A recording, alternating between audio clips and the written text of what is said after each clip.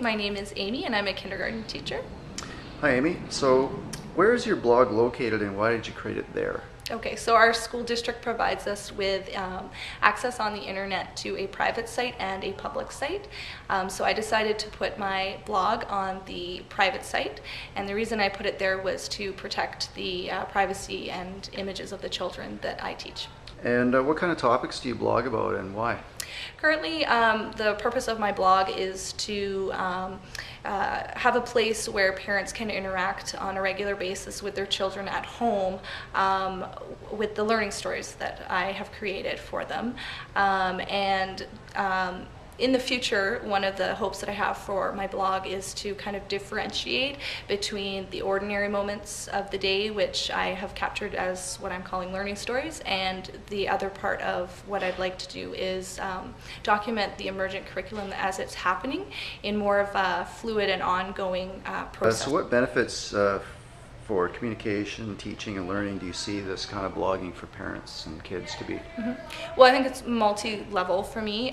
For myself, it's a great way for me to look at individual children on a regular basis. It also serves the purpose of reflecting on those children for my own teaching purposes. So for assessment, or if I need to talk to a parent about something, I've got documentation visual for that sometimes.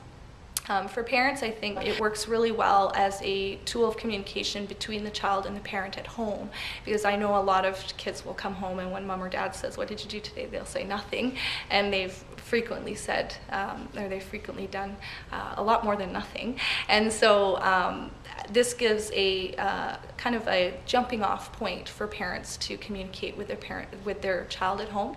And it also is a great place for me to really pull out for parents and families, not just parents, but oftentimes grandparents are part of this too, the learning that's really happening. So the social emotional aspects of learning, what we call self-regulation, we really focus on that in kindergarten, and also the parts of the curriculum that are happening in those ordinary moments in the day. Have there been any surprises since you started blogging?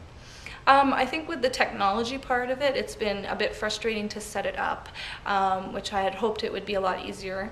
But as I am going along, now that the blog itself is set up, I use a program called Windows Live Writer, which is extremely easy to use, and so the actual act of blogging now is really easy. The blog is a great space now that my kids are actually in the computer lab on a regular basis. It makes it a lot easier for me to pull up a story and read it to them and talk to them, and it's serving as a memory holder for them, or a place for them to reflect and go further in their learning because of that. So we look at that in the computer lab. And where do you see this form of documentation going in the future for you?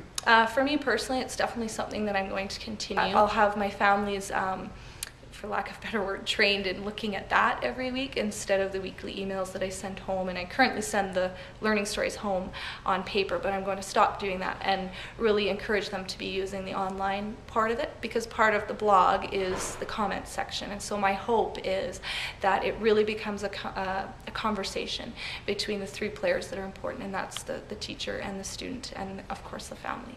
So I'm hoping that by having the comment button as something that they know that they can access really easily, and that I share that with the students, and I share that whatever the students are saying, I try bringing that back to the parents in maybe a further learning story or as part of the emergent curriculum as we go.